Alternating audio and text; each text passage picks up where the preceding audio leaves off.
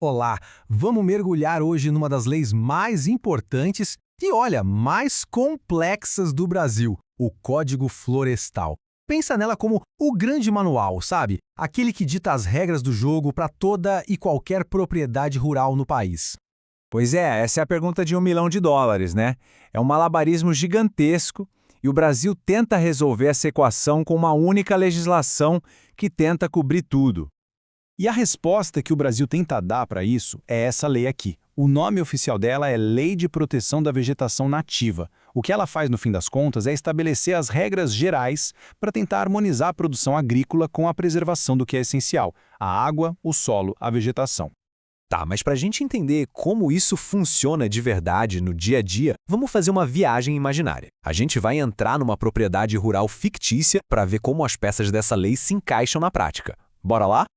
Muito bem, chegamos. Imagina só, a gente está pisando numa fazenda agora. A primeira coisa que a gente precisa sacar é que o Código Florestal meio que divide esse terreno em zonas diferentes, e cada uma delas tem uma função e regras bem específicas.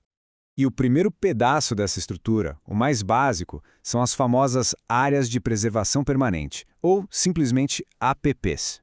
É bom pensar nelas como, sei lá, o encanamento, a fundação, os escudos da terra. É o que garante que tudo ali funcione direitinho, que a propriedade seja saudável. Olha, a definição oficial é bem direta. Uma APP é uma área protegida por causa da função ambiental importantíssima que ela tem. E aqui tem um detalhe que é super importante. A lei fala coberta ou não por vegetação nativa. O que isso quer dizer? Que o que importa é o lugar, a função daquela área e não necessariamente o que está crescendo em cima dela. Tá, mas onde é que ficam essas APPs afinal? A lei é bem clara quanto a isso. Elas são obrigatórias ao longo de rios para quê? Para segurar as margens e não poluir a água. Ao redor de nascentes, claro, para proteger de onde vem a nossa água. E também em encostas muito íngremes. O objetivo é sempre proteger os pontos mais frágeis do terreno. E a lógica aqui é bem legal, bem fácil de entender. A regra é simples. Quanto maior o rio, maior a faixa de proteção que ele precisa nas margens. Por exemplo, um riozinho ali com menos de 10 metros de largura precisa de 30 metros de proteção de cada lado. Agora, se o rio for mais parrudo, entre 50 e 200 metros, essa faixa de segurança pula para 100 metros. É tudo proporcional, faz sentido. E não para, nos rios não. Qualquer nascente, não importa o tamanho, tem que ter um escudo de 50 metros de raio em volta. E aquelas encostas super íngremes, com mais de 45 graus, onde o risco de deslizamento é alto, a área inteira vira uma APP. Ponto final. Essas são regras que não dá para negociar. Certo. Então a gente já entendeu as APPs, que são as áreas intocáveis. Mas tem outro pedaço fundamental nessa história: a reserva legal, ou RL. Se a APP é a infraestrutura da terra, a RL é tipo uma cota de conservação obrigatória. É como se fosse uma poupança de biodiversidade que toda fazenda tem que ter. A chave para sacar a reserva legal está na definição dela. Ela tem uma função dupla: proteger a natureza e, ao mesmo tempo, garantir o uso econômico de modo sustentável. Opa, olha a diferença aí. Quer dizer que, ao contrário da APP, aqui pode ter exploração sim, desde que seja sustentável e, contudo, aprovado pelos órgãos ambientais, claro. Então, para ficar bem claro, a grande diferença entre as duas é essa aqui. Na APP, quem manda na localização dela é a própria natureza, onde tem um rio, onde tem encosta. Já a RL, quem escolhe onde ela vai ficar na fazenda é o próprio dono da terra. A APP é para preservação total. A RL é uma porcentagem da área que permite um uso inteligente, sustentável. E olha só que interessante nesse gráfico. Ele mostra uma das coisas mais espertas da lei. Ela não é igual para o Brasil inteiro. Essa cota de conservação muda dependendo de onde a propriedade está. Lá na floresta amazônica, por exemplo, o dono tem que preservar 80% da área como reserva legal. É muita coisa. Já em boa parte do resto do país, essa cota cai para 20%.